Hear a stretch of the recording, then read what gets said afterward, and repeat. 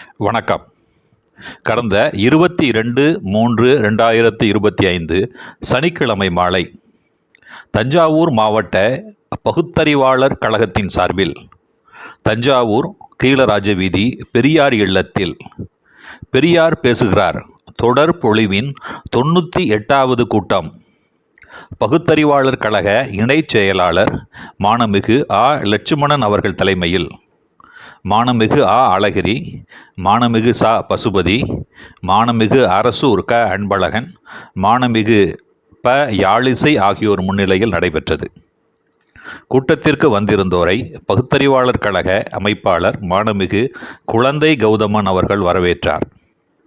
மாவட்ட திராவிடர் கழக காப்பாளர் மாண்புமிகு ஐயனார் அவர்கள் தொடக்க உரையாற்றினார். கூட்டத்தின் நிறைவில் மாண்புமிகு பெரியார் செல்வன் அவர்கள் நன்றி கூறினார். இக்கூட்டத்தின் போது திராவிடர் கழக மாவட்ட தலைவர் மாண்புமிகு வழக்குரைஞர் அமர்சிங் அவர்கள் பட்டுக்கோட்டை அஞ்சானஞ்சன் அழகிரி பற்றி நிகழ்த்திய பொழிவினையும், கலை பண்பாட்டுத்துறையின் மேனாள் இணை இயக்குனர் மாண்புமிகு முனைவர் குணசேகரன் அவர்கள் தமிழன் தொடுத்த போர் எனும் நூல் பற்றி நிகழ்த்திய திறனாய்வு உரையினையும் கேட்க தங்களை அன்போடு அழைக்கின்றேன். வாருங்கள். இன்றைக்கு 98வது நிகழ்வாக இங்கே நடைபெற்றுக் கொண்டிருக்கிற விழாவிற்கு சிறப்புரையாற்ற வருகை இருந்திருக்கிற என்றும் சுயமரியாதை கொள்கையை எந்த இடத்தில் விட்டுக் கொடுக்காமல் உரையாற்றி சிறப்பு செய்கிற கலை பண்பாட்டுத்துறையினுடைய இணை இயக்குனர் குணசேகரன் அவர்களே, அதுபோல இந்த நிகழ்விலே பங்கு பெற்று சிறப்பாக இன்றைக்கு உரையாற்றி அமர்ந்திருக்கிற நான் எதிர்பார்க்கிறவர்களே இங்க உரையாற்றினாங்க. யாழினி அவர்கள், யாழிசை அவர்கள் கூட இது முதல் கன்னி பேச்சு சொல்றது போல இன்றைக்கு சிறப்பாக உரையாற்றினார்கள். இன்னும் வருங்காலத்தை அவங்களே பேச்சாளர் ஆக்கிறதுக்கு முயற்சி பண்ண நிறைய பெண் பேச்சாளர் தேவைப்படுறாங்க. இப்ப அதிகமா படைப்பு காலத்துல பாக்குறப்ப எல்லாரும் பாராட்டி கட்ட சொல்றது, உங்ககிட்ட ஒரு பொண்ணு பேசுதியா பேசுதுன்னு சொல்றாங்க. தெரியல. இன்னைக்கு ஒருத்தர் நேற்று வந்து அந்த எங்க வீட்டு ஒருத்தர் வக்கீல் ஒருத்தர் அவர் வந்து சொல்றாரு, எங்க வீட்டு அம்மா டிவியில அந்த ஒரு பொண்ணு பேசுதுல அதை கேட்டுட்டு அப்படியே பாருன்னு சொல்றாரு. எதுக்கு சொல்றேன்னா இப்படி தேவைப்படுறாங்க. அது போல இன்னைக்கு நமது இளம் பேச்சாளர் வருகை என்று வரவேற்று, அது போல இந்த நிகழ்ச்சியில் பங்கேற்று மிக சிறப்பாக உரையாற்றி தன்னுடைய கருத்துக்களை அடுத்தவாறு பதிவு செய்த ஐயா பசுபதி அவர்களுக்கும், அதுபோலவே இந்த நிகழ்வில் பங்கு பெற்றிருக்கிற இங்க நமது மாவட்ட இளைஞர் செயலாளர் அன்பழகன் வரலி அன்னைக்கு அதுபோலவே இங்கே வருகை சிறப்புரையாற்றிய அழகிரி அவர்களுக்கும் மற்றும் இந்த நிகழ்வில் பங்கு பெற்றிருக்கிற அனைவருக்கும் நன்றிகள் வணக்கத்தோடு இன்றைக்கு தொடக்க உரையாக இங்கே வருகிறது சிறப்புரையாற்ற இருக்கிற காப்பாளர் ஐயனார் அவர்களுக்கும், இந்த நிகழ்வை மிக சிறப்பாக ஏற்பாடு செய்து வரவேற்பு குழந்தை கௌதம் அவர்களுக்கும், வர்த்தக ஒன்றியத்திலே திராவிட ஒன்றிய செயலாளராக ஒன்றிய தலைவராக மிக சிறப்பாக பணியாற்றி இன்றைக்கு பகுத்தறிவாளர் செயல்பட்டுக் கொண்டிருக்கிற லட்சுமணன் அவருக்கும், இந்த நிகழ்விலே பங்கு பெற்று வருகை சிறப்பித்திருக்கிற நமது கழக பெற்ற அதிரடி அன்பழகன் அவர்களுக்கும், மாநில ஒருங்கிணைப்பாளர் சஞ்சய் ஜெயக்குமார் அவர்களுக்கும், நகர தலைவர் மற்றும் பொறுப்பாளருக்கு வணக்கத்தை தெரிவித்துக் கொள்கிறேன்.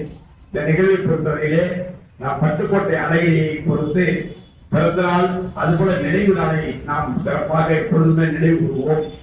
தஞ்சையை பொறுத்தவரையிலே பட்டுக்கோட்டை அழகிரி என்பது மாநில தலைவர்களே மிகப்பெரிய பேச்சாளராக இருந்தால் கூட தந்தை பெரியாருக்கு போர்ப்படை தலைவராக தளபதியாக இருந்து சிறப்பாக செயல்பட்டிருந்தால் கூட சிறிய வயதிலே அவர் மறைவிட்டார்.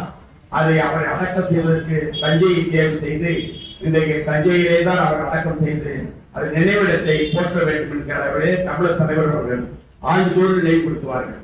நீங்கள் அவசியம் சென்று அதை நீங்கள் பராமரிக்க வேண்டும், அதற்கு நினைவிடத்தை ஏற்படுத்த வேண்டும் என்று சொன்னாங்க. ஒரு 10 ஆண்டுகள் முன்பாக ஐயனாருக்கு தான் அங்கெல்லாம் போய் அப்ப வருகிறார் வந்தாங்க மாவட்ட தலைவராக. இந்த பொழுது சென்று அதை புதுப்பித்து நாம் சிறப்பாக வைத்திருக்கிறோம். ஆண்டுதோறும் செல்வோம். இப்ப அதை பராமரிக்காம ஒவ்வொருவரையும் போய் செஞ்சுட்டு தான் இருக்கும். இந்த ஆண்டு பல்வேறு சொன்னாங்க. சொன்ன சிறப்பான போய் செய்யணும்னு சொல்லி ஒரு ஊர்வலமாக இங்கே நிறைய பேர் போட்டோம்னா அப்பெல்லாம் நகரத்தை சொன்னோம். அது விரைவாக அந்த 27ஆம் தேதி அன்றைக்கு நாம் செல்ல இருக்கிறோம். 28ஆம் தேதி நாம் செல்ல இருக்கிறோம். அந்த காலையிலே நாம் செல்ல இருக்கிறோம் என்பதை தெரிவித்துக் கொள்கிறேன். பட்டுக்கோட்டை அழகிரியை பொறுத்தவரையில் அன்றைக்கு அந்த நிகழ்வை இங்கே ஒரு படத்தை வைத்து நாம் சிறப்பாக நினைவு கொள்ள இருக்கிறோம். அந்த இறுதிக்காட்டுக்கு செல்ல வேண்டும் என்பதை தெரிவித்துக் கொள்கிறேன். பட்டுக்கோட்டை அழகிரியை பொறுத்தவரையிலே இன்றைக்கு அவரை பற்றி பேச வேண்டிய காலகட்டத்தில் இருக்கிறோம். காரணம் இந்த நாடுகளில் இப்பொழுது ஹிந்தி எதிர்ப்பு என்பது பட்டுக்கோட்டை அழகிரி அவர்கள் இந்த திருச்சியிலிருந்து போர்ப்படை தளபதியாக சென்று சென்னை வரை சென்று அவர் எப்படி பணியாற்றினார் என்பதை எல்லோரும் மறந்துட்டாங்க. இருந்தாலும் இது நினைவுபடுத்திருக்கிறார்னா இந்தி ஏகாதிபத்தியில் இருக்க வடபுலத்தில் இருப்பவர்கள் அப்பப்ப நம்ம நினைவுபடுத்தியிருக்காங்க. இன்னும் எத்தனையோ போர்ப்படை தலைவர்கள் தேவை என்பதை உணர்வு அளவுக்கு நடந்து கொண்டிருக்கிறார்கள்.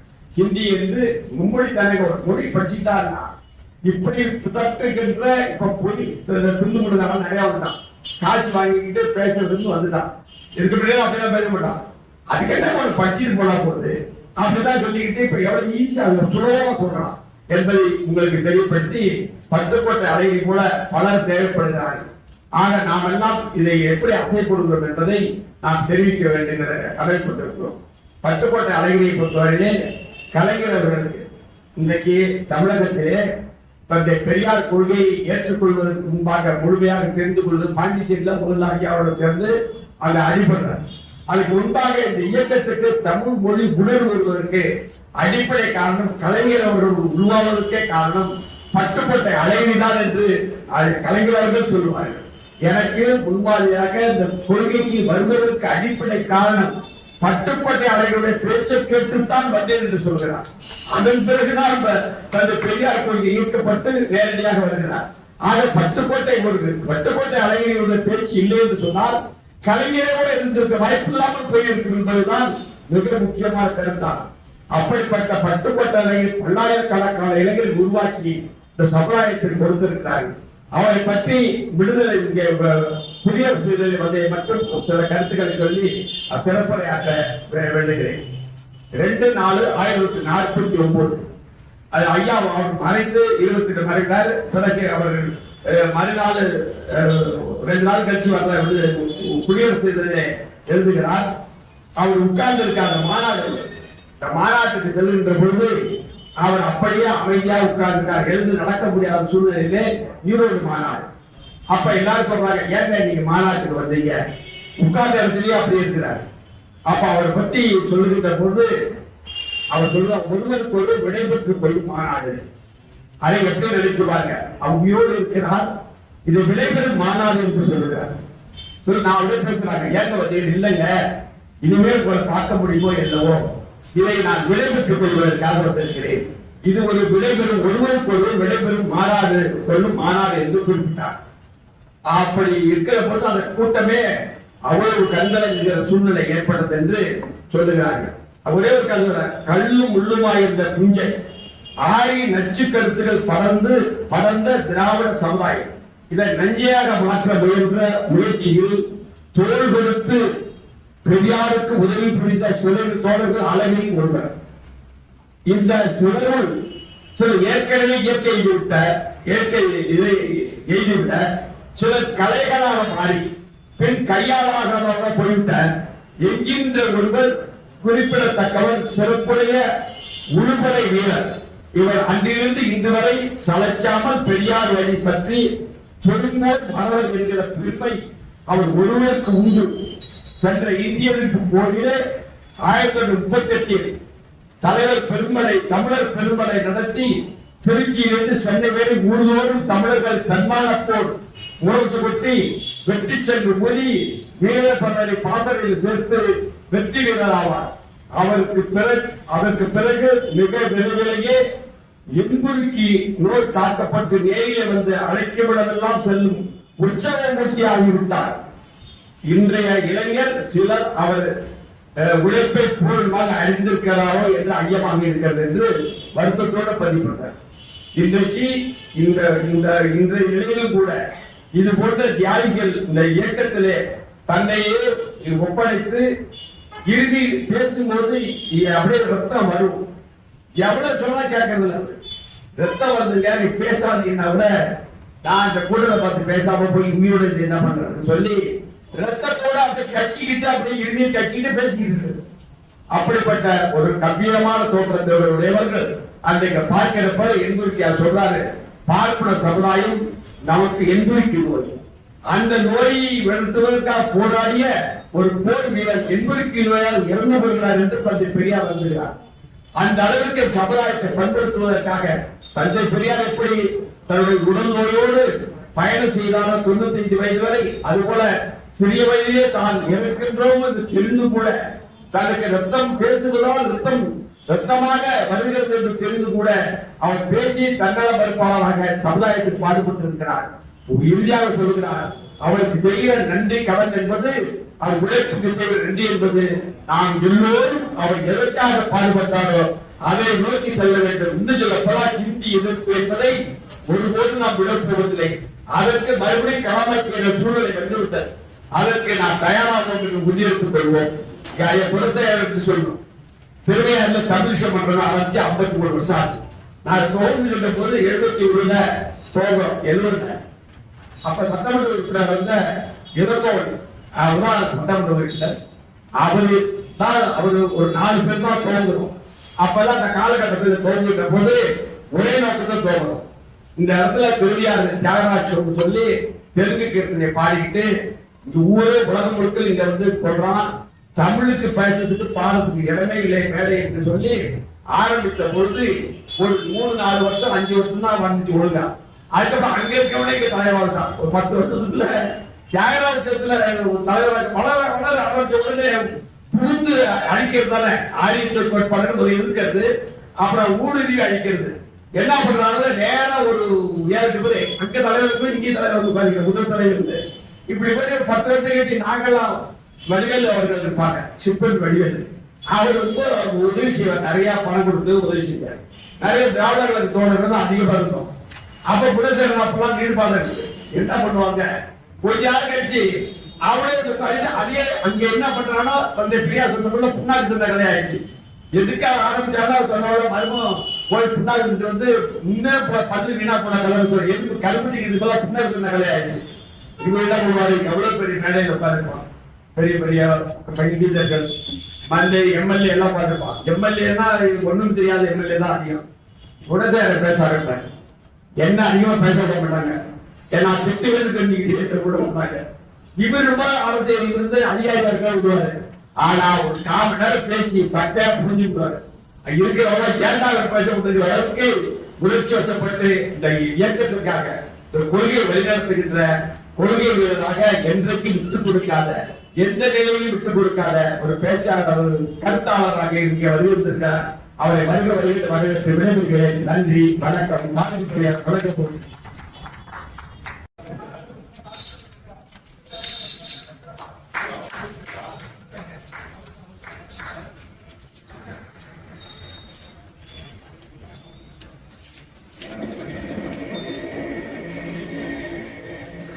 பெரியார் பேசுகிறார் 98வது தொடர் சொற்பொழிவுடைய இந்த கூட்டத்திற்கு தலைமை வைத்திருக்கின்ற மாண்புமிகு மாவட்ட பகுதி செயலாளர் இணை செயலாளர் லட்சுமணன் அவர்களே, வரவேற்புரையாற்றி அமர்ந்திருக்கின்ற மாவட்ட பகுதியாளர்கள் அமைப்பாளர் மாணவ குழந்தை கௌரவன் அவர்களே, இங்கே முன்னிலை ஏற்றிருக்கின்ற திராவிட முன்னேற்ற கழக மாவட்ட சுற்றுச்சூழல் துணை அணியுடைய துணை அமைப்பாளர் மாணவகு அழகிரி அவர்களே, இங்கே முன்னிலையிருக்கின்ற அரசு ஊழியர் ஐக்கியத்தினுடைய மாநில துணை செயலாளர் மாணவகு அருமை தோழர் பசுபதி அவர்களே, இங்கே அருமையான நிகழ்ச்சி இந்த நிகழ்ச்சியிலே சிறப்பாக உரையாற்றி அமர்ந்திருக்கின்ற என் அன்புக்குரிய மகள் மாணவகு யாழிசை அவர்களே, இந்த நிகழ்ச்சியிலே பட்டுக்கோட்டை அழகிரியை பற்றி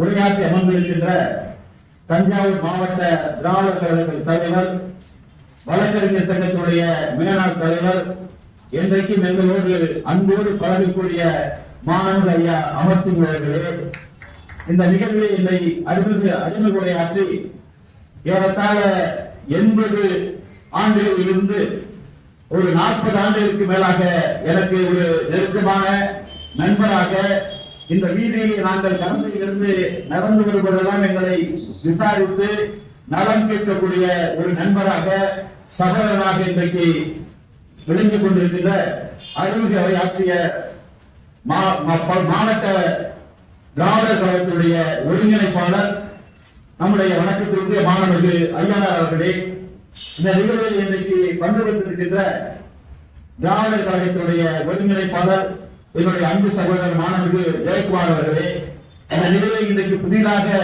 பொறுப்பேற்று வந்திருக்கின்ற மாநகர திராவிடர் கழகத்துடைய தலைவர் உள்ளிட்ட அன்பு நண்பர்களே, இங்கே இந்த நிகழ்ச்சிக்கு வருகிறது என்னை சிறப்பித்துக் கொண்டிருக்கின்ற என்னுடைய அருமை சகோதரர், சிங்கப்பூரிலே தமிழ் பணியாற்றி திரும்பவும் தஞ்சையிலே வந்து தமிழ் பணியாற்றிக் கொண்டிருக்கின்ற பேராசிரியர் திருநாவுக்கரசு அவர்களே, இன்னைக்கு கடந்த தமிழ் சங்கத்தினுடைய ஆணையராக திகழக்கூடிய தமிழ் பிரிவுக்கு அடிப்படையாக இருந்து அந்த தமிழ் பணி இதழ்களை எல்லாம் தொகுத்து இன்றைக்கு விண்ணூட்டத்திலே வெளியேற்றிக் கொண்டு பல நிகழ்ச்சிகளை எல்லாம் இன்றைக்கு தன்னுடைய செயல் மூலம் வெளிப்படுத்திக் கொண்டிருக்கின்ற அருமை சகோதரர் கரந்தை ஜெயக்குமார் அவர்களே, இங்கே வருகிறது சிறப்பித்துக் கொண்டிருக்கின்ற நம்முடைய வணக்கத்திற்குரிய ஐயா சந்திரசேகர் அவர்களே, இன்றைக்கு இங்கே தந்தை பெரியாருக்கு ஒரு குண்டக்குடி அடியாரை போல நம்மை போன்றவர்களுக்கெல்லாம் இன்றைக்கு ஒரு அடிகளாக இன்றைக்கு விளங்கிக் கொண்டிருக்கின்ற விஸ்வரி சாமியார் என்று சொல்லக்கூடிய ஐயா முருகேஸ்வரர் அவர்களே, இந்த நிகழ்வில் பங்கு பெற்றிருக்கின்ற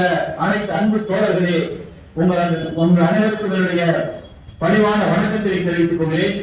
உண்மையிலே இன்றைக்கு ஒரு மகிழ்ச்சியான ஒரு நன்றியுடைய நாளாகத்தான் இன்னைக்கு நான் கருதுகின்றேன்.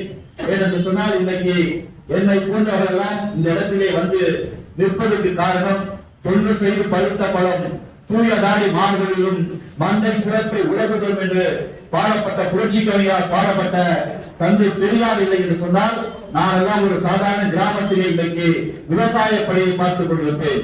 அதையெல்லாம் மாற்றி இன்றைக்கு இந்த இடத்தில் வந்து நிற்கக்கூடிய ஒரு சூழல் உருவாகி சொன்னால், நிச்சயமாக தந்தை பெரியார் போன்றவர்கள், பேரறிஞர் அண்ணா போன்றவர்கள், முத்தமிழர் கலைஞர் போன்றவர்கள் பாடுபட்ட காரணத்தினால் இன்றைக்கு நமக்கு எங்களுக்கு என்பதை ஒரு வாய்ப்பு கிடைத்திருக்கிறது. இங்களுடைய பலர் இன்றைக்கு விளையாட்டு அமர்ந்திருக்கிறார்கள். பட்டுக்கோட்டை அலைவதை பற்றி நம்முடைய ஐயா அமர்சிங் ஐயா அவர்கள் மிகச் சிறப்பாக உரையாற்றினார்கள். அவர் குறிப்பிட்டார்கள் பட்டுக்கோட்டை அலைகளை பற்றி. பட்டுக்கோட்டை அலைகளை பொறுத்தவரை இன்றைக்கு குறுகிய வயதிலே வாழ்ந்தால் இன்றைக்கு உலகம் போற்றக்கூடிய அளவிற்கு, இன்னும் நான் பேசக்கூடிய அளவிற்கு சமூக பணிகளும் சரி, மொழி பணிகளும் இன்றைக்கு நிறைவேற்றி காட்டியவர் நம்முடைய பட்டுக்கோட்டை அழகிரி அவர்கள். அவர் 1923ஆம் ஆண்டு காரைக்குடியில் இருக்கிற அந்த கானாடு காத்தார் இடத்திலே சிவக்கொழுந்து என்ற ஒரு நாகசர வித்வான், அந்த நாகசர வித்வான் தோழிலே துண்டு போட்டுக் கொண்டு அந்த நாகசரம் வாசித்த பொழுது அங்கிருந்து ஒரு குரல், சிவக்கொழுந்து துண்டை இடுப்பில் கட்டிக்கொண்டு நீ வாசிக்க வேண்டும் என்று சொன்ன பொழுது, அன்றைக்கு அங்கே இருந்த ஐயா அழகிரி அவர்கள் எடுக்காத துண்டை மேலே போடு என்று சொன்னார்கள். அப்பொழுது தந்தை பெரியார் அவர்கள் அந்த நம்முடைய குருகுல போராட்டம் நடத்துவது சம்பந்தமாக அந்த ஊரில் இருக்கும் பொழுது அவரும் சென்று சொல்கிறார்கள். சொன்ன பொழுது எடுக்கக்கூடாத துண்டை நானே வருகிறேன் என்று சொல்லி தந்தை பெரியார் சொன்ன பிறகு அந்த துண்டை எடுக்காமலே அந்த நிகழ்ச்சி முழுவதும் அன்றைக்கு நாதஸ்வரத்தை இசைத்தார்கள். அன்றைக்கு நம்முடைய ஐயா பட்டுக்கோட்டை அழகிரி அவர்கள் அவருக்கு துடைத்து விட்டு, முகத்திலே வேர்க்கும் பொழுது தன்னுடைய துண்டால் துடைத்து விட்டு கடைசி வரை அந்த துண்டை எடுக்காமல் அப்படிப்பட்ட ஒரு செயலை செய்தவர் தான் நம்முடைய பட்டுக்கோட்டை அழகிரி அவர்கள். அவருக்கு இன்றைக்கு போற்றுகின்ற வகையிலே நம்முடைய ஐயா அமர்சிங் அவர்கள் இன்றைக்கு உரையாற்றி அமர்ந்திருக்கிறார்கள். அதே போன்று இன்னைக்கு அமர்சிங் ஒரு கருத்தை சொன்னார். இது தலைப்புக்கு வித்தியாசமாக இருந்தாலும் திருவையாறு தமிழிசை மன்றத்தை குறிப்பிட்டார்கள். அதை சொல்லாமல் இருக்க முடியாது. ஏனென்று சொன்னால் தங்க கல்விப்படுத்தி போனவர்கள் எல்லாம் அருமாறுபட்டு அன்றைக்கு தொடங்கப்பட்ட அந்த தமிழிசை மன்றம் இன்றைக்கு ஒரு இன்னொரு தியாகபிரம சபாவாக மாறிக்கொண்டிருக்கிறது. ஏனென்று சொன்னால் அந்த தியாகபிரம சபாவில் வருகின்ற அத்தனை கலைஞர்களும் காசே வாங்காமல் தஞ்சையிலே அறை போட்டு அவருடைய சிறையிலே தங்கிவிட்டு பாடிவிட்டு வந்து இதே திருவையாறு தமிழிசை மன்ற நிகழ்ச்சிக்கோ நாங்கள் நடத்துகின்ற தமிழிசை விழாவுக்கு கூப்பிடும் பொழுது ஏன் வெளிப்படையாக சொல்கிறேன், நம்முடைய சீர்காழி சிவசிதம்பரம் போன்றவர்களெல்லாம் நாங்கள் நடத்தும் பொழுது ஒரு 50,000 கொடுங்கள், 1,00,000 கொடுங்கள் கேட்கிறார்கள். அப்படிப்பட்ட உணர்வுதான் இன்றைக்கு விளங்கிக் கொண்டிருக்கிறது. அதே போன்றுதான் எனக்கு தியாகபுரம் சாவிலே பொறுப்பில் இருப்பவர்தான் இன்றைக்கு தமிழிசை மன்றத்தில் இன்றைக்கு இருக்கிறார்கள். அதனால்தான் அப்படிப்பட்ட குழப்பங்கள் ஏற்படுகிறது. ஆனாலும் இன்று வரை அந்த உணர்வின் காரணமாக தமிழிசை மன்றத்திற்கு அரசின் சார்பில் 3 லட்சம் ரூபாய் நம்முடைய கலைஞர்கள் அறிவித்தார்கள். முதல் 1 லட்சம், அதன் பிறகு 3 லட்சத்தை தொடர்ந்து வாங்கி கொடுத்தோம். அந்த எங்களுக்கு முடிந்த பணி அப்படிப்பட்ட தமிழிசை மன்றம் இன்றைக்கு செயல்பட்டுக் கொண்டிருக்கிறது. அதே போல நம்முடைய இன்றைக்கு நான் நன்றி சொல்ல வேண்டும் என்று சொன்னால், என்னுடைய துணைவியார் நம்முடைய ஐயனார் குறிப்பிட்டார்கள். துணைவியார் இங்கே படிக்கவில்லை, அவர் காரைக்குடியில் படித்தார். ஆனால் இந்த படித்து பிஇ படித்த முடித்தவுடன் ஐயா பொருளாளராக இருந்த ஐயா வணக்கத்திற்குரிய காமா குப்புசாமி அவர்கள் வீட்டுக்கு அருகிலே என்னுடைய மாமனார் வீடு ஆசிரமத்தை தெரு அவர்கள் சென்று கேட்ட பொழுது எந்த விதமான தயக்கமும் இல்லாமல் உடனடியாக அவர்களை 89ஆம் ஆண்டு படித்து முடித்தவுடன் ஏப்ரல் படிக்கிறார். ஆகஸ்ட் மாதத்திலே பெரியார் மணியம்மை பொறியியல் கல்லூரியிலே அவரை ஒருவராக சேர்த்துக் கொண்டார். அந்த நன்றி என்பது இன்றைக்கு எங்களுக்கும் நிச்சயமாக நாங்கள் மறந்துவிட மாட்டோம். ஏனென்றால் இன்றைக்கு சேர்த்த காரணத்தால் இன்றைக்கு மேலும் மேலும் படித்து அதே போன்று பெரியார் மணியம்மையிலே பணியாற்றுகின்ற பொழுது நம்முடைய மறைந்த துணைவேந்தர் அறுவை சந்திரன் ராமச்சந்திரன் அவர்கள் முதுகலை படிக்க வேண்டும் என்று சொல்லி மண்டல பொறியியல் கல்லூரியாக இருந்த திருச்சிராப்பள்ளியிலே கேட்ட பொழுது எவ்வளவு தயக்கம் இல்லாமல் பகல் நேரத்திலே யாருக்கும் கிடைக்காது.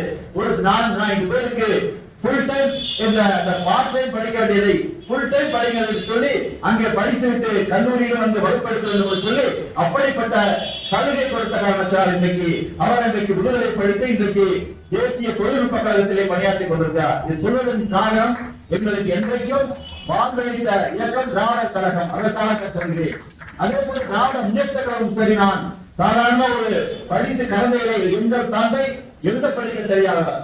ஆனாலும் கலந்தைகளை படித்து முடித்தவுடன் எம்பில் முடித்தவுடன் எனக்கு நம்முடைய தமிழ் வளர்ச்சி துறையை பணி கிடைக்க வேண்டும் என்று சொல்லி நம்முடைய ஐயா மண்ணை போன்றவர்களும் ஐயா டி.கே. கோவிந்தன் போன்றவர்களும் இன்றைக்கும் என்னுடைய நன்றியோடு என்னை வளர்த்துக் கொண்டிருக்கின்ற பாசத்தோடு இருக்கின்ற மேலாள் ஒன்றிய நிதித்துறை இணையமைச்சர் அருமைச்சவர் பழனிமாய்க்கும் தான் பேராசையோடு சண்டை போட்டு தமிழ் வளர்ச்சி துறையிலே பணி கிடைக்க வேண்டும் என்று பாடுபட்டு எல்லோரும் எந்தவித எதிர்பார்ப்பும் இல்லாமல் நினைத்து பார்த்தாலே எனக்கு ஐயா டி.கே. கோவிந்தன் போன்றவர்கள் அவருடைய சொந்த செலவிலை சந்தைக்கு அழைத்து சென்று பேராசிரியர் சென்று என்னை அறிமுகப்படுத்தால் சொன்னால் இப்படிப்பட்ட நிலை இன்றைக்கு இருக்காது.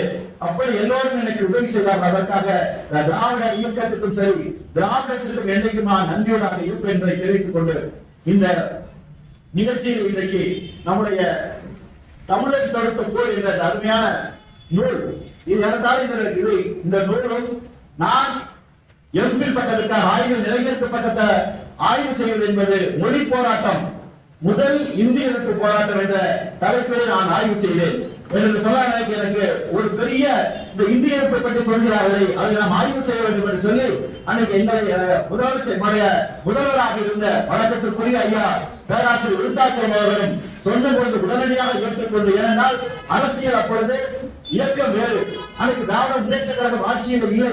ஆனாலும் அவர்கள் இதை பற்றி ஆய்வு செய் என்று சொல்லி அன்றைக்கு 1937ஆம் ஆண்டு நடைபெற்ற அந்த இந்திய எதிர்ப்பு போராட்டத்தை பற்றி எம்பில் பட்டத்திற்காக ஆய்வு செய்தேன். ஆய்வு செய்த பொழுது அன்றைக்கு ஒரு மாதம் 1988ஆம் ஆண்டு ஒரு மாதம் பெரியார் தெருவிலே சென்று அந்த நூலகத்தை பயன்படுத்தி என்னுடைய நூலினை முதல் இந்திய எதிர்ப்பு போராட்டம் என்ற அந்த நூலினை நான் வழங்கி அந்த நூலினை வெளியிட்டிருக்கிறேன். அந்த நூலினை வெளியிட்ட பொழுது நம்முடைய தலைப்பு வைக்கின்ற பொழுது வணக்கத்துக்குரிய என்னுடைய பேராசிரியர் ஐயா அன்பழகன் ஐயா அவர்கள் சென்று நான் கேட்டேன், இந்த நூலினை நான் வெளியிட வேண்டும் என்று சொன்ன பொழுது அவர் சொன்னார், எப்படி அவர்களெல்லாம் எவ்வளவு பெருந்தன்மையானவர்கள் என்று எண்ணி பார்க்க வேண்டும். முதல் இந்திய எதிர்ப்பு போராட்டம் என்ற தலைப்பு வைத்த பொழுது அவர் சொன்னார், ஒரு மொழியை எதிர்த்து நாம் போராடுவோம், ஆனால் அதை வெளிப்படையாக சொல்ல வேண்டாம், அதனால் நீ மொழி போராட்டம் என்று அந்த நூலுக்கு பெயர் என்று சொன்னார். அதே போன்ற நூலுக்கு மொழி போராட்டம் என்று பெயரிட்டு அன்றைக்கு 1993ஆம் ஆண்டு நாங்கள் வெளியிட்டோம். விரைவில் அவருடைய 2ஆம் பதிப்பு அன்றைக்கு சில செய்திகள் சேர்க்க முடியவில்லை, அதையெல்லாம் சேர்த்து வெளியிட்டிருக்கிற நேரத்திலே நான் தெரிவித்துக் கொள்ள விரும்புகிறேன். அதே போன்றுதான் அந்த தமிழகத்தில் எடுத்த போர், அந்த 1937ஆம் ஆண்டு நடைபெற்ற அந்த போராட்டத்தை பற்றியே முழுக்க அவர்கள் ஐயா பேராசிரியராக இருந்த இளஞ்செழியர்கள் இந்த நூலினை வெளியிட்டிருக்கிறார்கள். இதில் இன்னொரு பெருமை, இந்த நூலுக்கு வணக்கத்திற்கு அம்மா நம்முடைய ஐயா தலைவர் பெரியார் அவர்கள் அறிவுரை வழங்கியிருக்கிறார்கள். அதே போன்று பேரறிஞர் அண்ணா அவர்கள் அறிவுரை வழங்கியிருக்கிறார்கள். அந்த அண்ணா பெரியார் அவர்கள் அறிவுரை வழங்கி சொன்னால், இதை நான் அவர் அறிவுரை கேட்டுவிட்டால் அதற்காக ஆங்காங்கே விழிப்புணர்வு மேய்ந்து ஒரு அறிவுரை வழங்கி இருக்கிறேன். இப்பொழுது அதை படிக்கும் பொழுது, தமிழன் தொடுத்த போர் என்ற நூலை படிக்கும் பொழுது எனக்கு என்ன தோன்றுகிறது என்றால், இப்பொழுது ஒரு போராட்டம் இப்படி வராதா, அதை நாம் நடத்தி முன்னெடுத்து செல்ல முடியாதா என்று ஒரு ஏக்கம் இருக்கிறது குறிக்கிறார். அதே போல பேரறிஞர் அண்ணா அவர்கள் குறிப்பிடும் பொழுது, நம்முடைய பேராசிரியர் இளைஞர்கள் அவர்கள் மிகவும் சிறப்பாக பாடுபட்டு நல்ல முறையில் இந்த நூலை தொகுத்து வழங்கியிருக்காது குறிப்பிடுகிறார். இப்படி பல்வேறு அந்த பெரும் தலைவர்களால் பாராட்டப்பட்ட இந்த நூல் என்பது அவர் ஏறத்தாழ ஒரு 11 அதிகாரங்களாக படுத்திருக்கிறார். இந்த நூலிலே ஏதோ ஒரு கடமைக்கு எழுதாமல் இந்த சொல்லுகின்ற அத்தனை செய்திகளும் வரலாற்று செய்திகளாக இன்றைக்கு தொகுத்து வழங்கியிருக்கிறார்கள். இதிலே முதல் அதிகாரமாக அவர் முதலாக அந்த இந்திய எதிர்ப்பு போரிலே அப்பொழுதுதான் சர்வாதிகாரிகள், அந்த ஒரு தலைவர் என்று நியமித்தால் அவர் சர்வாதிகாரி, அவர் என்ன முடிவெடுக்கிறாரோ அதுதான் முடிவு என்று சொல்ல வகையில் முதல் சர்வாதிகாரியாக நம்ம ஐயா நாயகம் அவர்கள் நியமிக்கப்பட்டு, அதே போல ஒரு 13 சர்வாதிகாரிகள் நியமித்திருக்கிறார்கள். அதே போல அந்த ஒரு பக்கத்தில் அவர் தமிழன் தொடுத்த போரிலே எப்பொழுது இந்த இந்திய எதிர்ப்பு போராட்டம் தொடங்கப்பட்டது என்று சொல்லி அட்டவணை வெளியிட்டிருக்கிறார். அதில் முதல் அதிகாரத்திலே மற்றும் ஒரு சிறப்பதிகாரம் என்று அந்த அதிகாரத்தை நீங்கள் படிக்கும் பொழுது, அந்த இந்திய எதிர்ப்பு ஊர்வலம் எப்படி சென்றது, எப்படி அவர்கள் எல்லாம் மக்கள் எல்லாம் கலந்து கொண்டார்கள் என்ற ஒரு இலக்கிய வழிகளை அன்றைக்கு நமக்கு வழங்கியிருக்கிறார். அதே போல ஒவ்வொரு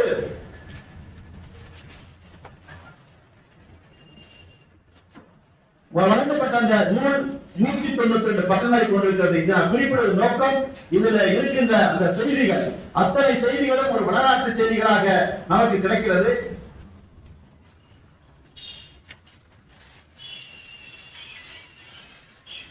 அதே போன்று நம்முடைய குமரி எரிமலை என்ற அதிகாரத்திலே ஆரியன் தமிழ்நாட்டிலே நுழைந்து விடக்கூடாது, அப்படி நுழைந்து விட்டால் நாம் எல்லாம் அழிக்கப்படும் என்று குறிப்பிட்டு அந்த செய்தியை குறிப்பிட்டு, எதற்காக இந்த போராட்டம் என்று சொன்னால், ஒரு காலத்திலே இந்த இந்திய எதிர்ப்பு என்பது 37-38 ஆண்டுமல்ல, 1921 ஆண்டு முதலே இன்றைக்கு காங்கிரஸ் அவர்கள் தங்களுடைய கூட்டங்களிலே இந்துஸ்தானியை கொண்டு வர வேண்டும் பாடுபட்டார்கள். அதையெல்லாம் அன்றைக்கும் தந்தை பெரியார் முறியடித்தார். அதன் பிறகு 1937-38 நடைபெற்ற அந்த போராட்டத்திலும் தந்தை பெரியாரை மிக கடுமையாக போராடி வெற்றி பெற்றார் என்பதை நேரத்தில் நான் குறிப்பிட விரும்புகிறேன். அதே போன்றுதான் அந்த போராட்ட முறைகள். போராட்டம் என்பது முதலிலே அந்த கூட்டங்கள் நடத்தினார்கள். இந்திய எதிர்ப்பு என்று இந்தி திணிக்க வேண்டும் என்று சொல்லி முதலமைச்சர் ராஜாஜி அன்றைக்கு தேர்தல் நடைபெறுகிறது. 1935 ஆண்டு இந்திய அரசியல் சட்டம் என்று இந்த சட்டம் உருவாக்கப்படுகிறது. உருவாக்கப்பட்டவுடன் அந்த மாகாணங்களிலே தேர்தல் நடைபெற்ற பொழுது ஏறத்தாழ 7-9 மாகாணங்களிலே காங்கிரஸ் வெற்றி பெறுகிறது. நம்முடைய சென்னை மாகாணத்திலே முதலமைச்சர் ராஜாஜி அவர்கள் அன்றைக்கு பிரதம அமைச்சராக பதவியேற்கிறார். அவர் வந்த உடனே ஏதோ மற்றவரை என்ன நினைக்கிறார்கள் சொன்னார், ஏதோ நமக்கு வேண்டிய அரசு வந்திருக்கிறது, தொழிற்சாலைகள் வரும், வரிவிலக்கு வரும், இப்படிப்பட்ட எல்லாம் கனவு இருந்த பொழுது முதலமைச்சர் ராஜாஜி அவர்கள் உடனடியாக கொண்டு வந்து முதல் 3 பாதங்களிலே இந்தியை கட்டாயம் என்று அறிவித்தார். கட்டாயம் என்று அறிவித்தவுடன் மிகப்பெரிய கிளர்ச்சி நடந்தது. அன்றைக்கு 1937-38 முதலாக இன்றைக்கு நமக்கு பெருமை கரந்தை தமிழ்ச்சங்கம். கரந்தை தமிழ்ச்சங்கத்திலே தான் முதலாக வேங்கடாசலம் பிள்ளை அவர்களுடைய தலைமையிலே நம்முடைய உமாமகேஸ்வரர் போன்றவர்கள் அந்த கூடி அந்த கூட்டத்தை நடத்தினார்கள். அடுத்த நாள் திருவையாற்றிலே மிகப்பெரிய கண்டன கூட்டம். அதன் பிறகு சென்னை என்று மாநிலம் முழுவதும் இன்றைக்கு அப்படி கூட்டங்கள் நடத்தப்பட்டு கண்டன தீர்மானங்கள் நிறைவேற்றப்பட்டன. அதன் பிறகுதான் மாநாடுகள் நடத்தப்பட்டது. நம்முடைய சென்னையில் நடைபெற்ற ஒரு சுயமரியாதை மாநாடு. இந்த மாநாடுகள் எல்லாம் தீர்மானங்கள் நிறைவேற்றப்பட்டு இந்தியை எந்த காலத்திலும் விட்டுவிடக் கூடாது என்று அதற்கு காரணம் தந்தை பெரியார் சொன்னார். இந்தி ஏன் நுழைக்கிறார்கள் என்று சொன்னால், நாம் எல்லோரும் நம்முடைய பார்ப்பனத்தை எதிர்த்துக் கொண்டிருக்கிறோம், ஆரியத்தை எதிர்த்துக் கொண்டிருக்கிறோம். அதை தடுக்க வேண்டும் என்று சொன்னால், இவர்கள் ஏதாவது வகையை தூண்டிவிட்டோம் என்று சொன்னால் அவர்கள் போராட்டத்தில் ஈடுபட்டு விடுவார்கள். அந்த நேரத்தில் மற்ற எந்த எதிர்ப்பு வராது என்ற அந்த ஒரு சூழ்ச்சியின் காரணமாகத்தான் இருக்கு அவருடைய ராஜாஜி அவர்கள். ஏனென்றால் 1937 இந்தியை திணிக்கிறார். அதே ராஜாஜி 1965 ஆண்டு நடைபெற்ற 2ஆம் உலக இந்திய எதிர்ப்பு போரிலே அவர் நமக்கு இந்தி வரக்கூடாது என்று ஆதரவாக இருக்கிறார் சொன்னால் அன்றைக்கு செய்த காரணம் இதை ஏனென்றால் இப்பொழுது அதுதான் நடந்து கொண்டிருக்கிறது. இப்பொழுது எதற்கு மும்மொழி கொள்கையை பற்றி பேசுகிறார்கள், மூன்றாம் மொழியை பற்றி எதற்கு பேசுகிறார்கள் என்று சொன்னால், அவர் சொல்கிறார், அமித்ஷா என்பவர் என்று சொல்கிறார், ஊழலை மறைப்பதற்காக மொழியை எடுத்திருக்கிறார் என்று சொல்கிறார். நீ என்ன செய்கிறீர்கள்? இப்படிப்பட்ட மொழியை பற்றி பேசினால் தமிழர்கள் வெகுண்டருவார்கள், அவர்களை வைத்து மற்ற காரியங்களை நாம் முறியடித்து விடலாம் என்று நினைக்கிறார்கள். அந்த வகையிலாக நம்முடைய இன்னைக்கு அமித்ஷா போன்றவர்கள் இன்னைக்கு செயல்பட்டுக் கொண்டிருக்கிறார்கள். அப்படிப்பட்ட அந்த போராட்டம் என்பது அடுத்ததாக மறியல் போராட்டமாக உருவாகிறது. மறியல் என்பது அன்றைக்கு இந்த அடையாறில் இருக்கின்ற இந்து தியாசமிகர் சொசைட்டி என்ற இடத்திலே அந்த பள்ளியின் முன்னாள் தந்தை பெரியார் மறியல் செய்ய சொல்கிறார். அதே போன்று மூதறிஞர் ராஜாஜி இல்லத்தின் மூலம் நம்முடைய தோழர்கள் மறியல் செய்கிறார்கள். அப்படி மறியல் செய்த பொழுது போராட்டத்திலே கலந்து கொண்டவர்கள் ஏறத்தாழ 1200க்கும் மேற்பட்டவர்கள் கைது செய்யப்பட்டு சிறையில் அடைக்கப்படுகிறார்கள். அப்பொழுது தந்தை பெரியார் சொல்கிறார், தனி மனிதன் வீட்டில் யாரும் மறியல் செய்யக்கூடாது என்று சொல்லி மூதறிஞர் ராஜாஜி வீட்டில் கொண்டு நடைபெற்ற அந்த மறியல் போராட்டத்தை நிறுத்துங்கள் சொன்ன பொழுது நிறுத்திவிட்டார்கள். அதே போன்று அடுத்து உண்ணாநோன்பு என்ற ஒரு தகவல். உண்ணாநோன்பு அன்றைக்கு பல்லடம் பொன்னுசாமி அவர்கள் அந்த முதலாக தியாகராய நகரிலே உண்ணாவிரத போராட்டத்தை தொடங்குகிறார். அன்றைக்கு அவர் தனிமையாக, ஆனால் நம்முடைய கழக தோழர்கள் அந்த சுயமரியாதைக்காக சென்று அவரை இங்கே அமர வைத்து உண்ணாவிரதத்தை ஆதரிக்கிறார்கள். அதே போன்றுதான் ஸ்டாலின் ஜெகதீசன் என்பவர் அவர் உண்ணாவிரதத்தில் இருக்கிறார். அன்றைக்கு உண்ணாவிரத போராட்டத்திற்கு முன்னால் ஒரு கூட்டம் சென்னையில் நடைபெறுகிறது. இப்படி இவர் பல்லடம் பொன்னுசாமி உண்ணாவிரதம் இருக்கிறது கேள்விப்பட்டவுடன் அந்த கூட்டமே ஊர்வலமாக மாறி சென்னையிலே தியாகராயன் நோக்கி அவருக்கு ஆதரவு தெரிவித்துக் கொண்டிருக்கிறார்கள். அதே போன்றுதான் நம்முடைய ஸ்டாலின் ஜெகதீசன் அவர்கள் அவர் உண்ணாவிரதம் இருக்கிறார். அப்பொழுது ஒரு கருத்தை இந்த நேரத்தில் சொல்ல வேண்டும். அன்றைக்கு உண்ணாவிரதம் பொழுது அன்றைக்கு இருந்த நம்முடைய காந்தியார் அவர்கள் மகாத்மா என்று சொல்வது அந்த காந்தியாருடைய உயரிய நோக்கம், அவருடைய முதன்மையான கொள்கை, அவர் எப்பொழுதுமே உண்ணாவிரதம் இருப்பதுதான் அவருடைய கொள்கை, சத்தியாகிரகம் தான் அவருடைய கொள்கை. ஆனால் அன்றைக்கு சொல்கிறார், அதற்கு முன்னால் அவர் சொல்லியிருக்கார் இடத்திலே, நான் சத்தியாகிரகம் இருக்கிறேன், உண்ணாவிரதம் இருக்கிறேன் என்று சிலர் கிண்டல் அடிக்கிறார்கள். அது நான் செய்யவில்லை என்று சொன்னால் நான் வணங்குகின்ற கடவுளை என்னை மன்னிக்க மாட்டார், ஏனென்றால் அது என்னுடைய தார்மீக உரிமை என்று சொல்கிறார். அதே நேரத்திலே ஸ்டாலின் ஜெகதீசன் உண்ணாவிரதம் பொழுது சொல்கிறார், காந்தியார் சொல்கிறார், இது இரட்டை பலாத்காரம் என்று சொல்கிறார், இது வன்முறை என்று குறிப்பிடுகிறார். தான் இருக்கும் பொழுது உண்ணாவிரதம் இருக்கும் பொழுது கடவுளுக்கு இணையாது என்று சொல்லிவிட்டு அதே என்று சொன்னதற்கு காரணம் அவர்கள் எல்லாம் நமக்கு ஏற்றவர்கள், காந்தியாக இருந்தாலும் சரி யாராக இருந்தாலும் சரி. அன்றைக்கு ஸ்டாலின் ஜெகதீசன் அவர்களை இரட்டை பலாத்காரம் இப்படிப்பட்ட செயலிலே ஈடுபடக்கூடாது என்று குறிப்பிடுகிறார். இப்படி தன்னை முன்னுக்கு பின் முரணாக்கி கொண்டிருக்கிறார். அதே போன்றுதான் அடுத்தவர்கள் குறிப்பிட்டிருக்கிறார்கள், அந்த பெரும்படை புறப்படுவார் என்று சொல்லி நம்முடைய திருச்சிராப்பள்ளியில் இருந்து ஐயா பட்டுக்கோட்டை அழகி தலைமையேற்று இங்கிருந்து புறப்பட்டு சென்னை வரை நடைபயணமாக சென்றதற்கு ஏறத்தாழ ஒரு 47 நாட்கள் 520 மைல் நடந்து சென்றிருக்கிறார்கள். அந்த நடைபயணம் என்பது அதில் பெண்களும் கலந்திருக்கிறார்கள். தர்மாம்பா போன்றவர்கள் எல்லாம் இங்கிருந்து புறப்பட்டு அந்த ஒவ்வொரு ஊராக செல்லும் பொழுது நம்முடைய தஞ்சை மாவட்டமும் தென்னார்காடு மாவட்டம் இணைகின்ற அந்த ஆட்சியிலே நடந்து சென்றிருக்கிறார்கள். சில பேர் வீட்டி சென்றிருக்கிறார்கள். அப்படி செல்லும் பொழுது ஒவ்வொருவரும் துன்பப்பட்டு அன்னைக்கு பட்டுக்கோட்டை அழகிரி போன்றவர்களுக்கெல்லாம் வயிற்றிலே ஒரு நோய் வந்துவிட்டது. அதையும் தாண்டி அவர் அங்கு சென்று கடைசி வரை அன்றைக்கு சென்னையிலே நடைபெற்ற அந்த வரவேற்பு கூட்டத்திலே தந்தை பெரியார் அங்கே திருச்சிராப்பள்ளியிலும் அவரை தொடங்கி வைக்கிறார்கள். அவர்களே சென்று சென்னையிலே நடைபெற்ற அந்த நிறைவு கூட்டத்திலே கலந்து கொண்டு அன்றைக்கு தான் சொல்கிறார், தமிழ்நாடு தமிழருக்கு என்ற ஒரு விளக்கத்தை அன்றைக்கு தந்தை பெரியார் குறிப்பிடுகிறார். அன்றைக்கு எல்லாரும் சொன்னார்கள், தமிழ்நாடு தமிழருக்கு என்றால் திராவிடம் என்று எங்கே என்று சொன்னார்கள். இன்றைக்கு பேசுகிறார்களே எல்லா மேடைகளே இன்றைக்கு கையை விரித்து பேசுகிறார்களே திராவிடம் தமிழ் என்று சொல்கிறார். அன்றைக்கு தந்தை பெரியார் குறிப்பிட்டிருக்கிறார். அதை மட்டும் நான் படித்து விடுகிறேன்.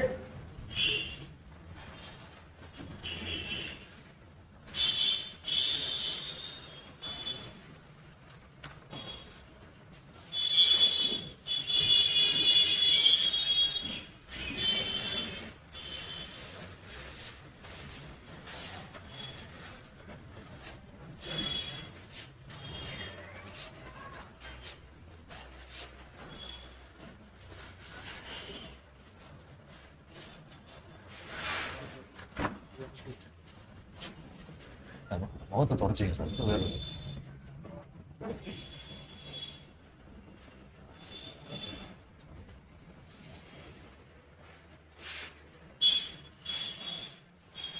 தமிழ்நாடு தமிழருக்கே என்று இப்போது நடைபெற்று வரும் பிரச்சாரத்தை பற்றி தமிழ்நாட்டில் எங்கும் பேசப்பட்டு வருகிறது.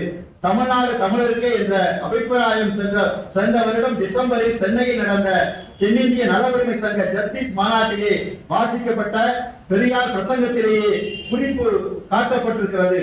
தமிழ்நாடு தமிழருக்கே என்பதில் நாத்திகமோ மத வெறுப்போ வகுப்பு பிரவேசமோ நோக்கி நிற்கிறது என்று யாராவது சொல்ல வருவார்களானால் அவர்கள் ஒன்று விஷயம் அறியாதவர்கள் அல்லது வேண்டுமென்று விஷம பிரச்சாரம் செய்யும் அயோக்கியர்களே அவர்கள். தமிழ்நாடு என்பதற்கு திராவிட நாடு என்ற பொருளை அல்லாமல் தமிழ் மொழி பிரிவினையே உடைய கருத்தில் அல்ல என்பதை முதலில் தெரிவித்துக் கொள்கிறோம். ஏனெனில் தமிழ்நாடு என்பது திராவிட நாடு என்றும் திராவிட நாடு என்றால் தமிழ்நாடு என்று நாம் எடுத்துக்காட்ட வேண்டிய அவசியம் சிறிதும் இல்லாமல் எத்தனையோ ஆதாரங்கள் இருக்கின்றன. அன்றையும் திராவிடமே தமிழ் என்று மாறிற்று என்றும் தமிழே திராவிடம் என்று மாறிற்று என்றும் சரித்திர ஆசிரியர்கள் முடிவென்றதாக குறிக்கப்பட்டதாக ஆதாரங்களோடு விடுதலையிலே 21/11/39 நாள் தந்தை பெரியார் எழுதியிருக்கிறார். இன்றைக்கு சொல்கிறார்கள் தமிழ்நாடு என்று சொல்கிறார்கள்.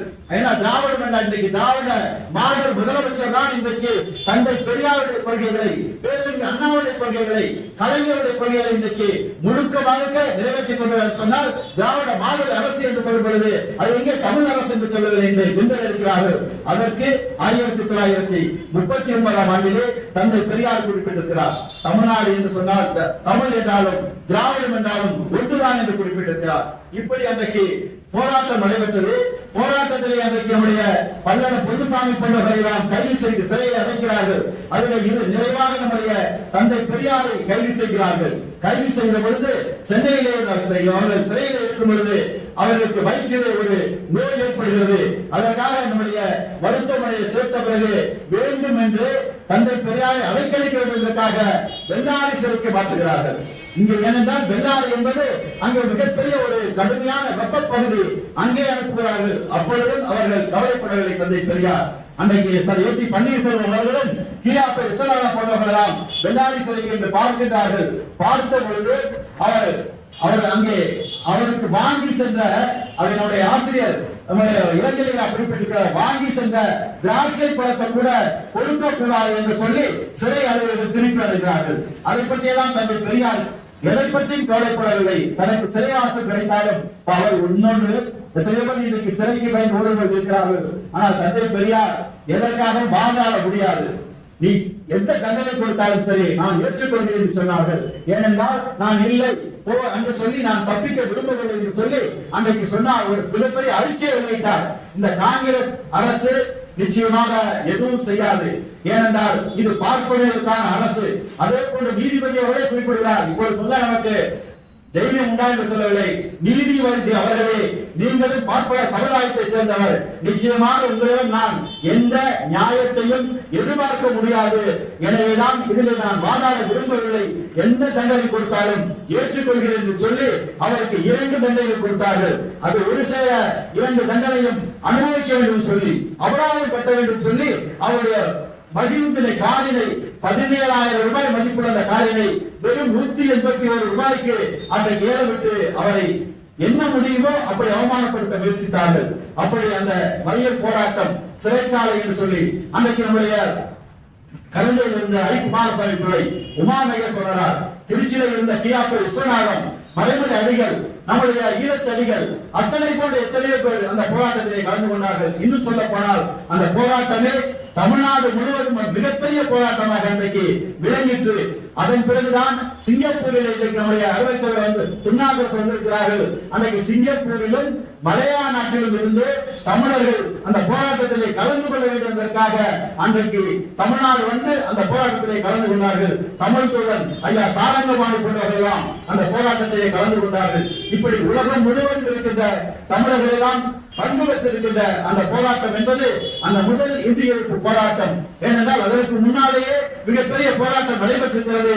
ஆனால் முறையாக நடைபெற்ற போராட்டம் என்பது முதல் இந்திய எதிர்ப்பு போராட்டம். இன்னும் சொல்ல போனால் 1964-65 அந்த நடைபெற்ற போராட்டம் என்பது ஒரு அரசியல் சாயம் பூசப்பட்டது. ஆனால் முதலில் நடைபெற்ற அந்த போராட்டத்திலே தந்தை பெரியாரும் சரி, ஈழத்தடிகளும் சரி, மலைமலை அடிகளும் சரி, இப்படி பல்வேறு தமிழ் அறிஞர்கள், பல்வேறு மிகப்பெரிய சமூக உணர்வாளர்கள் எந்த இயக்கமும் இல்லாமல் அந்த மொழியை காப்பாற்ற வேண்டும், நம்முடைய தமிழ் மொழியை காப்பாற்ற வேண்டும், இந்தி வரக்கூடாது என்பதற்காக, இந்தி படிக்கக்கூடாது என்பதற்காக, இந்தி திணிக்கக்கூடாது என்பதற்காக மிகப்பெரிய போராட்டத்தை நடத்தினார்கள். இன்று கூட எல்லோரும் சொல்கிறார்கள், ஏன் இந்தி படித்தால் என்ன, எதற்கு நான் படிக்க வேண்டும், இந்தி படித்தால் எனக்கு என்ன, வேண்டுமென்றால் எத்தனை பேர் படிக்கிறார்கள்.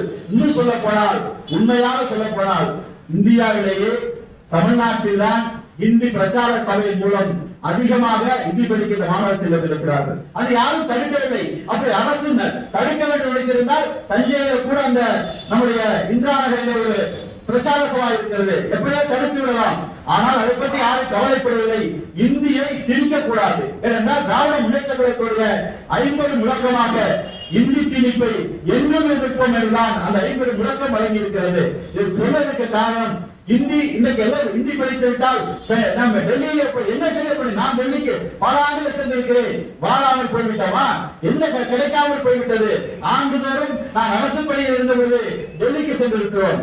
அதே போன்று இன்றைக்கு என்னுடைய மகள் யாழினி, என்னுடைய குழந்தைகள் இருவருக்கும் யாழினி இனியன் தான் பெயர் இருக்கிறோம். என்னுடைய மகள் இங்கே படித்து விட்டு சென்னை ஜெர்மனியிலே படிப்பதற்காக சென்றார். அவருக்கு அந்த ஜெர்மனி படிக்க வேண்டும் என்று சொல்லி ஒரே மாதத்திலே திருச்சிராப்பள்ளியிலே ஜெர்மனியை கற்றுக்கொண்டார்.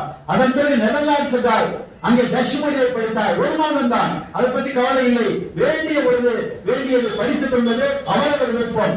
அதையெல்லாம் விடுத்து இந்தியை கொண்டாடும் பொழுது நான் கேட்கிறேன், 3ஆம் மொழி என்று சொல்லும் பொழுது இந்தியாவில் இருக்கின்ற மற்ற மாநிலங்களில் எந்த மாநிலத்திலாவது 3ஆம் மொழி ஏதாவது படிக்கிறார்கள் என்று சொல்ல முடியுமா? ஏனென்றால் அங்கே ஒரு மொழியை படிப்பது மிகப்பெரிய துயரம். மற்ற ஏன் ஆங்கிலத்தை இன்றைக்கு நாம் ஆதரிக்கிறோம் என்று சொன்னால், தந்தை பெரியார் முதலில் ஆங்கிலத்தை ஆதரித்ததற்கு காரணம், இன்னைக்கு உலகம் முழுவதும் செல்ல முடியும். இன்னைக்கு அரசு பள்ளியை படித்த சுந்தர் பிச்சை போன்றவர்கள், இன்னைக்கு விண்வெளியிலே மிகச் சிறப்பாக பணியாற்றுகின்ற முத்திவேலன் போன்றவர்கள், மயில்சாமி அண்ணாதுரை போன்றவர்கள் எல்லாம் சாதாரண தமிழ்நாட்டுடைய அரசு பள்ளியை படித்த காரணத்தினால், இன்னைக்கு அவர்களுக்கு ஆங்கிலம் தெரிந்த காரணத்தினால் இன்னைக்கு உலகமே போற்றக்கூடிய அளவுக்கு தன்னை வளர்த்துக் கொண்டிருக்கிறார்கள். இந்தி தெரிந்தால் என்ன கிடைக்கும்? அண்மையிலே கூட நம்முடைய அமைச்சராக இருக்கின்ற நிர்மலா சீதாராமன் நம்முடைய பாராளுமன்றத்தில் குறிப்பிடுகிறார், தமிழ் படித்தால் பிச்சை கூட கிடைக்காது என்று. உண்மைதான், தமிழ் படித்தால் பிச்சை எடுக்க வேண்டியதில்லை. நான் தமிழ் படித்திருக்கிறேன், ஐயா திருநாவுக்கரசு தமிழ் படித்திருக்கிறார், எங்களுக்கு எந்த கவலையும் இல்லை. இன்றைக்கு என்னை பொறுத்தவரை சாதாரண ஊராப்பாடி இந்த கிராமத்தில் பிறந்து வந்த நான் இன்றைக்கு தமிழ்நாடு முழுவதும் பெயர் சொல்லக்கூடியவர்களுக்கு வந்திருக்கிறேன் என்று சொன்னால் தமிழ் படித்த காரணத்தினால்தான். அதே போன்று திராவிட இயக்கத்தில் உணர்வு இருந்த காரணத்தினால் இன்றைக்கு நான் பாராட்டப்பட்டிருக்கிறேன். அவர் சொல்கிறார், இந்தி படித்தார் தமிழ் படித்தால் கிடைக்காதுன்னு சொன்ன நான் கேட்கிறேன், உங்களை போல திருநெல்வேலியை சென்று உண்டியிலே போடாதீங்க தட்டிலே போடுங்க என்று சொல்லக்கூடிய பிச்சை எடுக்கக்கூடிய ஒரே மொழி வடமொழி. இதற்கு இந்திய என்ன இலக்கியம்? பேரறிஞர் அண்ணா குறிப்பிட்டார், இந்தி ஒருத்தர் சொன்னார் இந்தியை 3 மாதத்திலே கற்றுக்கொள்ள முடியும். ஆமா, 3 மாதத்திலே கற்றுக்கொள்ள முடியும். அதற்கு மேல் என்ன இருக்கிறது, என்ன இலக்கிய வளம் இருக்கிறது என்று குறிப்பிட்டார். இப்படி இன்றைக்கு இந்த தமிழர் தொடுத்த போரிலே ஒவ்வொரு நிகழ்ச்சிகளையும் இன்றைக்கு குறிப்பிட்டிருக்கிறார்கள். அதே போல மங்கையர்கள், மாதர்களுடைய பெண்கள் இந்த போராட்டத்திலே மிகப்பெரிய பொறுப்பெடுத்திருக்கிறார்கள். நம்முடைய ஈழாண்மை அம்மையார், தாமரை கன்னியார் போன்றவர்கள் எல்லாம் பலர் இந்த போராட்டத்திலே கலந்து கொண்டிருக்கிறார்கள். அதே போல இந்த போராட்டத்திலே கலந்து கொண்ட பொழுது சிறு குழந்தைகளை ஒவ்வொருவரும் 1 வயது 2 வயது குழந்தைகளை கையில ஏந்தி சென்று அந்த சிறைச்சாலையில் இருந்திருக்கிறார்கள். அதில் குறிப்பாக அன்றைக்கு வணக்கத்திற்கு ஐயா வேளாண் அமைச்சர் எம் வி நடராஜனுடைய துணைவியார் அவர்கள் அங்கே நிகழ்ச்சியிலே கலந்து கொண்டார்கள். அவர் கையிலே ஒரு குழந்தை, 2 வயது குழந்தை சோமசுந்தரம் என்பவர், அவர்தான் நம்முடைய ஒன்றிய அரசுடைய அமைச்சராக இருந்து விபத்திலே இறந்து போன நம்முடைய என்விஎன் சோம் அவர்கள் அன்றைக்கு அந்த போராட்டத்தில் கலந்து கொண்டிருக்கிறார். இப்படி பலர் ஏறத்தாழ 1762 பேர் அந்த போராட்டத்தை கலந்து கொண்டார் குறிப்பிட்டிருக்கிறார். அதில் குழந்தைகளோடு கலந்து கொண்டிருக்கிறார்கள். அது ஒரு ஏனென்றால் இந்த உணர்வு என்பது நம்முடைய குழந்தைகளுக்கு ஊட்ட வேண்டும் என்பதற்காக இந்த போராட்டம் என்பது பல வகையில் நடைபெற்றிருக்கிறது. மாநாடுகள் மூலமும் கூட்டங்கள் மூலமும், அதே போன்று மறியல் போராட்டம் மூலமும், அதே போன்று இந்த இதழ்கள், அந்த இதழ்கள் இந்த போராட்டத்திற்கு பற்றி குறிப்பிட்டிருக்கிறார். குடியரசு, விடுதலை, அதே போன்று நவசக்தி போன்ற அந்த இதழ்களிலே எழுதி தமிழ் பொருள் இன்றைக்கு கல்வி தமிழ் சங்கத்தால் வெளியிடப்படுகின்ற தமிழ் பொருள் இன்றைக்கு மிகப்பெரிய ஒரு ஆயுதமாக இந்த போராட்டத்திற்கு பயன்பட்டிருக்கிறது, இதழ்கள் பயன்பட்டிருக்கிறது. அதே போல இன்றைக்கு தலைவர்கள், எத்தனையோ தலைவர்கள் இந்த இதற்காக பாடுபட்டிருக்கிறார்கள். இதையெல்லாம் தாண்டி இவர்களை நாம் மறக்க முடியாத நிலை. அன்றைக்கு தாளமுத்து நடராசன் என்பதை நாம் மறந்துவிட முடியாது. இன்னைக்கு முதலாக இந்திய எதிர்ப்பு போராட்டத்திலே, அந்த போராட்டத்தில் சிறையிலேயே உடல் நலிவுற்று தாளமுத்தவர்கள் இருந்து விட்டார், நடராசன் இருந்து விட்டார். அன்றைக்கு மிகப்பெரிய ஏறத்தாழ ஒரு 1.5 லட்சம் பேர் அந்த கூட்டத்திலே அந்த நிறைவு இறுதி ஊர்வலத்திலே பங்கு பெற்றிருக்கிறார்கள். அண்ணா அவர்கள் தலைமையேற்று 2 பேருக்கும் அந்த இறுதி ஊர்வலத்தை நடத்தியிருக்கிறார். அன்றைக்கு இன்றைக்கும் நிலைத்து இருக்கக்கூடிய அளவுக்கு தாளமுத்து நடராசன் போன்றவர்கள் இந்த போராட்டத்தில் பங்கு பெற்று தங்களுடைய இன்னுயிரை ஈட்டிருக்கிறார்கள். அதே போன்றுதான் தொடர்ந்து இந்த போராட்டம் என்பது 38 முடிந்துவிடவில்லை. அதன் பிறகு தொடங்குகிறது, 40 நடைபெறுகிறது, அதே போன்று 45 நடைபெறுகிறது. நிறைவாக அன்றைக்கு நேரு கொடுத்த உறுதிமொழியின் அடிப்படையிலே 1965-66 அந்த தொடங்கப்பட்ட போராட்டம் தமிழ்நாடு முழுவதும் மட்டும் பற்றி எழுகிறது. அன்றைக்கு மாணவர் பட்டாளம் அன்றைக்கு மிகப்பெரிய போராட்டத்தை எடுத்து இன்றைக்கு எத்தனையோ தஞ்சையில் நம்முடைய ஐயா எல் கணேசன் போன்றவர்கள் மிகப்பெரிய அந்த போராட்டத்தை நிறுத்திட்டார்கள். அந்த போராட்டத்தின் காரணமாகத்தான் அன்றைக்கு திராவிட முன்னேற்ற கழக அரசு இந்த நாட்டிலே அதுவரை காங்கிரஸை தோற்கடிக்க முடியவில்லை. அந்த இந்திய போராட்டத்தின் காரணமாக அன்றைக்கு திராவிட முன்னேற்ற கழக அரசு அமைந்தது. அப்படி 65 பிறகு 66, 60 அதன் பிறகுதான் நம்முடைய அந்த போராட்டத்தை ராஜாஜி ஆதரித்தார், நம்முடைய நேரு கொடுத்தார். இந்தி பேசாத தொடர்பு மொழியாக இருக்கும் என்று குறிப்பிட்டார். அந்த வகையில் இன்றைக்கும் அது இருந்து கொண்டிருக்கிறது. ஆனாலும் இன்றைக்கு சில தீட்டி பார்க்கிறார்கள், இந்த திராவிட மாடல் அரசை எப்படியாவது நாம் சாய்த்திட முடியுமா என்று எண்ணிக்கொண்டிருக்கிறார்கள். அந்த வகையிலே தான் இன்றைக்கு மிகப்பெரிய அந்த ஒரு அறிவிப்பை வெளியிட்டிருக்கிறார்கள். மும்மொழி கொள்கை என்பது ஏனென்றால் அதனால் உங்களுக்கு பணம் தர மாட்டேன், நிதி தர மாட்டோம் என்று சொல்கிறார்கள். நிதி கொடுப்பதை பற்றி கவலை இல்லை, ஆனால் ஒவ்வொரு தமிழனும் நிதி கொடுக்க தயாராக இருக்கிறார். அந்த எண்ணத்தை நாம் உருவாக்க வேண்டும். ஏனென்றால் நீங்கள் நிதி கொடுக்காவிட்டாலும் அதற்காக இந்த அரசு செயலிழந்து போகாது. என்றைக்கும் உங்களுடைய கொள்கையை நாங்கள் ஏற்றுக்கொள்ள மாட்டோம் என்றுதான் இன்றைக்கு திராவிட மாடல் அரசு இன்றைக்கு செயல்பட்டுக் கொண்டிருக்கிறது. இன்றைக்கு கூட அந்த தொகுதி சீரமைப்பு என்ற பெயர் நடைபெறுகின்ற அந்த புத்தராட்டத்தை கண்டித்து தமிழக தென்மாநிலத்தினுடைய அத்தனை இயக்கங்களும் இன்றைக்கு சென்னையிலே கூடியிருக்கிறார்கள். இப்படி இந்த தமிழனை அழிக்க வேண்டும் என்று சொன்னால் இன்றைக்கு என்ன செய்கிறார்கள், நாம் வேற எதுவும் பேசிவிடக் கூடாது என்பதற்காக நம்மை ஒரு காலத்தில் அன்றைக்கு பெரியார் சொன்னார், அந்த நம்முடைய அந்த மத துவேஷத்தை நீக்குவதற்காக நம்ம மீது மொழியை திணிக்கிறார்கள் சொன்ன அதே போன்றுதான் இன்றைக்கு இருக்கின்ற ஒன்றிய அரசு நம்ம எப்படியாவது சாய்த்து விட வேண்டும் என்பதற்காகத்தான் இப்படி வேணும்னா அதை இன்னும் வேதனை என்று சொன்னால் டெல்லியில் இருக்க பேசட்டும், தமிழ்நாட்டிலே உங்களுக்கு எங்கே கொடுத்தது? தமிழ்நாட்டில் இருக்கின்ற சூத்திரர் என்ற பட்டத்தை சுமந்து கொண்டிருக்கிறீர்களே, நீங்களே பேசுகிறீர்கள். இதற்கு தொகுதிக்காக ஒரு பதவிக்காக எத்தனையோ பேர் இன்றைக்கு அதையெல்லாம் சரி என்று சொல்லிக் கொண்டிருக்கிறார்கள். இப்படி படித்தால் என்ன என்று சொன்னால் இன்னும் நான் படிக்க கூடாது என்று யாருமே சொல்லவில்லை. ஆனால் அதன் மூலம் எனக்கு என்ன கிடைக்கப் போகிறது? நான் அதுக்காக எல்லா பிள்ளைகளும் எங்களுடைய பிள்ளைகள் துன்பப்பட வேண்டுமா? அவர்கள் படித்து அந்த இந்தியிலே தேர்ச்சி பெற முடியாவிட்டால் அடுத்த வகுப்பில் செல்ல முடியாது என்ற ஒரு சூழல் நிலவிக் கொண்டிருக்கிறது. அதற்காகத்தான் இன்றைக்கு நாங்கள் பாடுபட்டுக் கொண்டிருக்கிறோம். அதே போன்று நம்முடைய ஐயா இளைஞரின் பேராசிரியர்கள் எழுதியிருக்கின்ற அந்த நூல் கிட்டத்தட்ட ஒரு அண்ணா பெரியார் காலத்தில் 50,000 சொன்னால் எத்தனை ஆண்டுகளாக இருக்கும்? அதை தொடர்ந்து நம்முடைய பெரியார் சுயமரியாதை பிரச்சார நிறுவனத்தின் மூலம் தொடர்ந்து அந்த நூலை இன்றைக்கு வெளியிட்டுக் கொண்டிருக்கிறார்கள். அதை படித்தால் அன்றைக்கு நடந்த அத்தனை நிகழ்வுகளும் நம்முடைய மன ஓட்டத்தில் ஓடும் என்ற வகையிலே மிகச் சிறப்பாக இன்றைக்கு இந்த புத்தகத்தை வெளியிட்டிருக்கிறார்கள். அதை அவர்கள் செய்த அந்த காரியம்தான் நான் அன்றைக்கு பெரியார் தொழிலே சென்று அந்த ஆய்வுகளை செய்த பொழுது எனக்கு அப்பொழுதே நான் இந்த புத்தகத்தை படித்தேன். அதிலே அத்தனை செய்திகளும் குறிப்பிட்டிருக்கிறார்கள். ஆனால் எங்களுக்கு ஆய்வு நோக்கத்திலே சில செய்திகள் மட்டும் குறிப்பிட வேண்டும் என்ற அடிப்படையிலே என்னுடைய மொழி போராட்டத்தை பல செய்திகளை விட்டு செய்திகளை குறிப்பிட்டிருக்க என்ற ஆய்வு என்பது ஒரு வகை அரசின் சார்பில் அந்த பல்கலைக்கழகத்தில் கொடுக்கின்ற ஆய்வு என்பது அந்த வகையில் நம்முடைய ஐயா பேராசிரியர் இளஞ்செழியன் இந்த நூல் நல்ல முறையில் அமைந்திருக்கிறது. அதை எல்லோரும் வாங்கி படிக்க வேண்டும். ஏனென்று சொன்னால் இன்றைக்கு இருக்கின்ற நம்முடைய அருமை ஜாதிசை இங்கே குறிப்பிட்டார். இதையெல்லாம் இவர்களை போன்றவர்களின் மாணவ செல்வங்கள் எல்லாம் அதை தெரிந்து கொள்ள வேண்டும். ஏனென்றால் இன்னைக்கு தெரியாமலே இன்றைக்கு வாழ்ந்து கொண்டிருக்கிறோம். யார் பின்னாலோ செல்கிறார்கள், யார் பின்னாலோ ஓடுகிறார்கள் என்ற நிலையினை மாற்ற வேண்டும் என்று சொன்னால் அதற்கு அடிப்படையாக இருக்கின்ற திராவிடர் கழகம் தான் அதை காப்பாற்ற முடியும். பகுத்தறிவாளர் கழகம் தான் இதை வெற்றி பெற செய்ய முடியும் என்று நினைக்கிறேன். ஏனென்றால் பகுத்தறிவாளர் கழகம் சொல்லும் பொழுது என்னுடைய சிறிய தந்தையார் ஐயா மறைந்த கண்ணையன் அவர்களை இந்த நேரத்தில் நான் நினைத்து பார்க்கிறேன். அவர்கள் அந்த மாங்காப்பேட்டை பகுதியிலே அந்த அவர் பகுத்தறிவாளர் கழகத்தை பொறுப்பிலே இருந்த பொழுது அவருடைய திருமணமே எனக்கு நான் சிறிய வயதிலே எங்கள் ஊரில் இருக்கும் பொழுது அப்பொழுது ஐயா ராஜகிரி தங்கராசு போன்ற ஐயா அவர்களை அழைத்து வந்து என்னன்னா கிராமத்திலே அப்படி நடத்துவது என்பது மிகப்பெரிய சவால் அன்றைக்கே நடத்தி காட்டியவர்.